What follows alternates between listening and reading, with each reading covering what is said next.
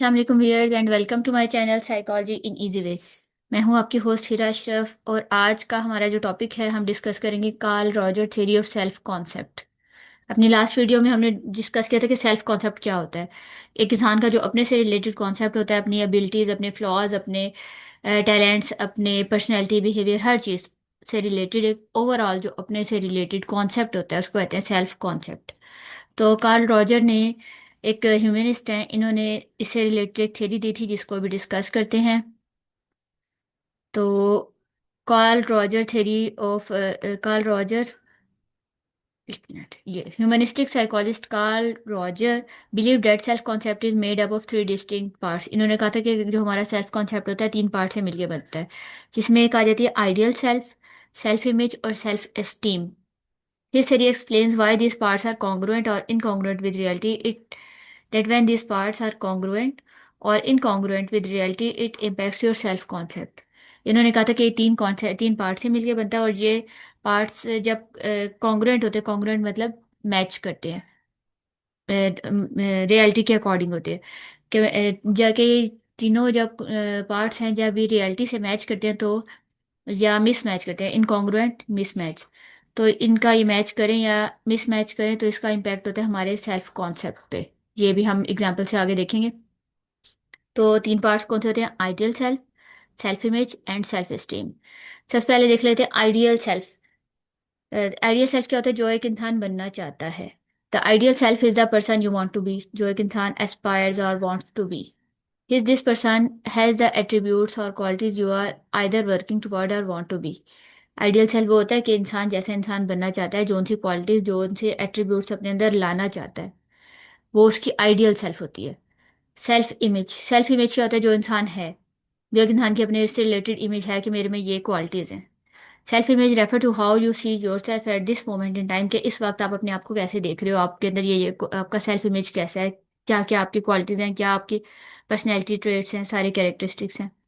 Physical characteristics, personality traits, social roles affect your self image. तो physical, आपके जो physical characteristics होते हैं, आपकी पर्सनैलिटी किस तरह की है, सोसाइटी आपको कैसे देखती है, इस सब का आपकी सेल्फ इमेज पे इम्पेक्ट होता है। सेल्फ इमेज कहते हैं कि जैसा आप अपने आप को खुद देख रहे हो, आप अपने आप को कैसे इंसान समझ रहे हो, कि आप में क्या क्या क्वालिटीज हैं, क्या क्या फ्लॉज हैं। आइडियल सेल्फ जो आप बनना चाहते हो। और सेल्फ स्टीम कहते हैं सेल्फ कॉन्फिडेंस, मतलब how much a person value himself her self, के इंसान अपने आप को कितना वैल्यू करता है।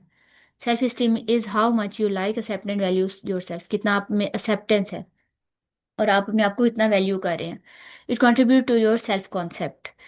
Self esteem can be affected by number of factor. जो इंसान की सेल्फ स्टीम होती है वो काफ़ी फैक्टर्स उस पर इन्फ्लुएंस करते हैं। हाउ अदर सी यू, लोगों का आपके बारे में जो एटीट्यूड होता है। How you think you compare to other, आप जब अपने आप को औरों से कंपैरिजन करके अपने आप को सोचते हैं। And your role in society, आपकी सोसाइटी रोल्स के अकॉर्डिंग। तो सेल्फ स्टीम, आपकी सोसाइटी जो है आपकी सेल्फ स्टीम को इम्पेक्ट करती है। पॉजिटिवली भी कर सकती है, नेगेटिवली भी कर सकती है। कि अगर आपको एक्सेप्ट किया जाएगा आपकी क्वालिटीज और फ्लॉज के साथ, तो फिर आपको एक अनकंडीशनल एक लव मिलेगा, तो फिर क्या होगा कि आपकी सेल्फ स्टीम हाई होगी। इसके ओपोजिट अगर आपको क्रिटिसिज्म या डिग्रेडेशन ऐसी चीज़ें फेस करनी पड़ेंगी तो सेल्फ स्टीम लो होती है। तो रॉजर्स के अकॉर्डिंग क्या होता है कि हमारे सेल्फ कॉन्सेप्ट के तीन कंपोनेंट होते हैं। सेल्फ इमेज, के इंसान अपने आप को किस तरह देखता है। आइडियल सेल्फ, जो वो बनना चाहता है। और सेल्फ स्टीम कहते हैं कि वो उस अपने आप को कितना वैल्यू करता है, कितना एक्सेप्ट करता है। तो कार्ल रॉजर ने कहा था कि जब इन चीज़ों में कॉन्ग्रुएंस आएगी, कॉन्ग्रुएंस मतलब मैच आएगा, ये रियलिटी के अकॉर्डिंग होंगे, तो फिर इंसान की सेल्फ स्टीम हाई हो जाएगी। जैसे ये थ्री कंपोनेंट्स दिखाए हुए, सेल्फ इमेज, जो इंसान है आइडियल में जो बनना चाहता है, और सेल्फ स्टीम, कितना वो अपने आप को एक्सेप्ट और वैल्यू करता है। तो सेल्फ इमेज जो है वो है कि self image is not always aligned with reality. जो हमारी सेल्फ इमेज होती है वो हमेशा रियलिटी से अलाइन नहीं होती। when it is aligned, it is said to be congruent. If there is a mismatch between how you see yourself and who you wish to be, अगर एक इंसान की सेल्फ इमेज और आइडियल सेल्फ जो है उसमें मिसमैच आ जाए, तो सेल्फ कॉन्सेप्ट मिसमैच आ जाए, तो सेल्फ कॉन्सेप्ट में मिसमैच आ जाता है और एक इंसान की सेल्फ स्टीम लो होगी। मतलब अगर एक इंसान में आर्टिस्टिक क्वालिटीज है और उसकी आइडियल सेल्फ है कि उसने एक इंजीनियर बनना है। तो फिर क्या होगा कि जब उससे वो काम नहीं किया जाएगा तो फिर क्या होगा, एक मिसमैच आएगा उसकी जो सेल्फ इमेज है, उसका जो रियल सेल्फ है, आर्टिस्टिक क्वालिटीज है उसमें, बनना वो चाहता है एक इंजीनियर। तो जब उससे वो नई काम वो हो पाएगा तो फिर इनकॉन्ग्रुएंस आएगी, मिसमैच आएगा। तो इसकी वजह से क्या होता है कि इंसान की सेल्फ स्टीम लो होती है और सेल्फ इमेज, सेल्फ कॉन्सेप्ट भी डिस्टर्ब होता है। अब इसके ओपोजिट एंड पे अगर हम देखें कि अगर एक इंसान है जिसमें अगर मैथमेटिकल स्किल्स जिसकी अच्छी हैं, और वो आगे भी किसी उसी से रिलेटेड, और आइडियल सेल्फ भी वो अपने लिए ऐसा ही कोई रखता है कि मैथमेटिकल स्किल से रिलेटेड ही कोई बिजनेस वगैरह रख लेता है या कोई इंजीनियरिंग रख लेता है, तो क्या होगा कि वो उसमें ग्रो करेगा, क्योंकि सेल्फ इमेज जो उसकी है, उसको जो अपनी क्वालिटीज पता है और वो जो आइडियल उसके अकॉर्डिंग अगर वो सोचता है अपनी अपना फ्यूचर, तो क्या होगा, एक मैच आएगा। और जब वो काम अच्छे से कर सकेगा तो सेल्फ स्टीम हाई होगी। तो मतलब ये तीनों कंपोनेंट्स का आपस में रिलेशनशिप होता है। अगर ये रियलिटी के अकॉर्डिंग हो तो फिर उस इंसान की पॉजिटिव सेल्फ कॉन्सेप्ट होता है, इंसान ग्रो करता है। अगर ये मिसमैच आ जाए इन चीज़ों में तो एक नेगेटिव सेल्फ कॉन्सेप्ट बन सकता है, इंसान की ग्रोथ रुक सकती है। Roger believe that incongruence has its, तो कॉन्ग्रेस होनी चाहिए। तो रॉजर्स ने क्या कहा था, इनकॉन्ग्रुएंस जो आ जाता है अगर एक इंसान के सेल्फ इमेज और आइडियल सेल्फ जो है उसमें मिसमैच, वो कहाँ से आता है। Incongruence has its earliest roots in childhood, वो चाइल्डहुड से आ जाता है। It occurs when parents place conditions on their love affection for their children. जब पेरेंट्स बच्चों पे कंडीशंस रख देते हैं कि किसी बच्चे ने बिजनेसमैन ही बनना है, या अगर एक फादर टीचर है तो बच्चे ने टीचर ही बनना है, जब कंडीशंस रख देते हैं ये देखे बगैर कि बच्चों में कौन सी क्वालिटीज़ हैं, तो उसकी वजह से क्या होता है कि बच्चे अक्सर क्या करते हैं कि अपने पेरेंट की एक्सपेक्टेशंस के लिए, उनके लव के लिए, एक्सेप्टेंस के लिए अपने आइडियल सेल्फ वो बना लेते हैं जो उनके पेरेंट्स चाहते हैं। और फिर क्या होता है कि उनके पर्सनैलिटी और सेल्फ सेल्फ इमेज और उनकी आइडियल इमेज में मिसमैच आ जाता है। तो ये मिसमैच कहाँ से आता है, ये चाइल्डहुड से आता है कि जब पेरेंट्स अपने लव और एक्सेप्टेंस के लिए बच्चों पे कंडीशंस रखते हैं। On for example only expressing love when children do certain behavior और living up to their parents expectation. मतलब पेरेंट्स उनको एक्सेप्ट अगर अगर पेरेंट्स ऐसा बिहेवियर शो करें कि वो उनको जब भी एक्सेप्ट करें जब बच्चे उनके अकॉर्डिंग काम करें, उनके अकॉर्डिंग अपना फ्यूचर प्लान करें, और मतलब अपनी क्वालिटीज़ को बगैर देखे पेरेंट्स की एक्सपेक्टेशंस और एक्सेप्टेंस के लिए अपना आइडियल इमेज जो है उनके अकॉर्डिंग कर लें, तो उससे क्या होता है, इनकॉन्ग्रुएंस आ जाता है अक्सर। इनकॉन्ग्रुएंस को ख़त्म कैसे किया जा सकता है कि अनकंडीशनल लव होना चाहिए। On the other hand helps to foster congruence, कि पेरेंटल एंड सोसाइटी एंड से आपके लिए अनकंडीशनल लव होना चाहिए, कंडीशंस नहीं होनी चाहिए। कि इंसान में जो टैलेंट है, जो उसकी पर्सनैलिटी है, वो उसके अकॉर्डिंग चल सके।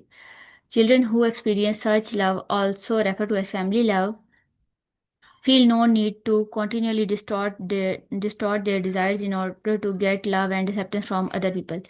जिन बच्चों को ओरिजिनल अनकंडीशनल लव मिलता है, फिर वो क्या करते हैं कि उनको अपनी डिज़ायर्स को बदलना नहीं पड़ता। जो उनके शौक होते हैं वो उसी को पूरा करते हैं। फिर उनको लोगों की एक्सेप्टेंस के लिए, लोगों के लव के लिए अपने आइडियल सेल्फ को चेंज नहीं करना पड़ता। फॉर एग्जाम्पल अगर एक बच्चा है, वो सिंगर बनना चाहता है और उसके पेरेंट्स उसको कहते हैं डॉक्टर बनो, और उसमें वो कैपेबिलिटीज नहीं है, तो वो अपनी आइडियल सेल्फ बना लेता है कि डॉक्टर बनना है मैंने। तो फिर क्या होगा कि जब वो काम उससे नहीं किया जाएगा तो मिसमैच आएगा, जिससे सेल्फ स्टीम लो होगी। तो अनकंडीशनल लव क्या है कि अगर पेरेंट्स अलाउ कर दें बच्चे को कि वो जो काम जो उसका दिल करता है, अगर वो एक बिजनेसमैन बनना चाहता है, एक सिंगर बनना चाहता है, एक डॉक्टर बना, कुछ भी बनना चाहता है, वो अपनी मर्जी से बने, तो उसको अनकंडीशनली एक्सेप्ट कर लें पेरेंट्स, तो फिर क्या होगा कि इनकॉन्ग्रुएंस नहीं आएगी और सेल्फ ग्रोथ होती है।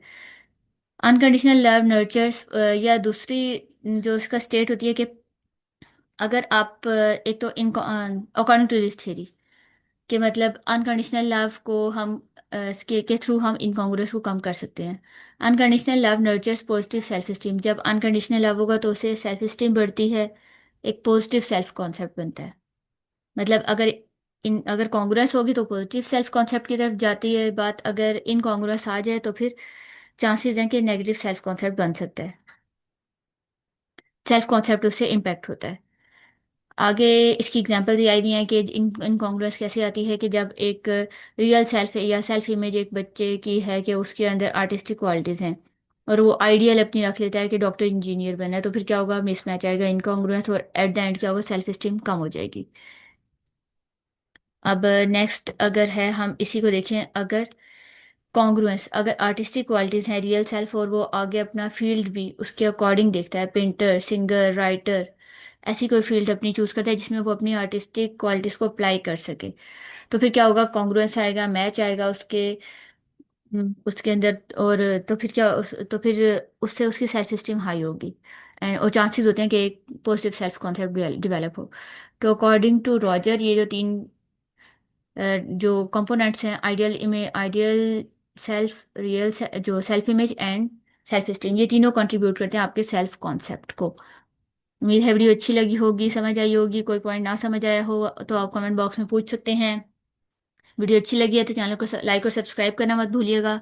अगली वीडियो तक के लिए अल्लाह हाफिज़।